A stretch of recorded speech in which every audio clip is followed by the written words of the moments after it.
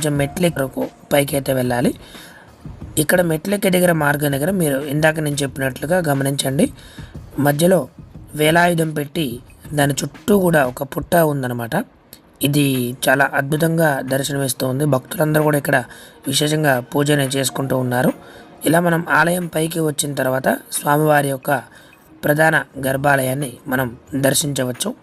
ఆలయం దగ్గర మనకి చూడండి, ఇక్కడ సర్పశాంతులు, రాహుకేతు గ్రహశాంతులు కానీ సర్పశాంతులు కానీ చేసేటువంటి సర్ప పీఠం అయితే ఉంది ఇక్కడ. అలాగే ఎదురుగా కనిపిస్తున్నది శ్రీ సుబ్రహ్మణ్యేశ్వర స్వామివారి యొక్క విశేషమైన గర్భాలయం. గమనించండి, ఇంత ఎత్తైనటువంటి సుబ్రహ్మణ్యేశ్వర స్వామివారి యొక్క విగ్రహం, స్వామివారి యొక్క దేవాలయం మనకి తెలంగాణలో ఎక్కడైతే లేదనమాట.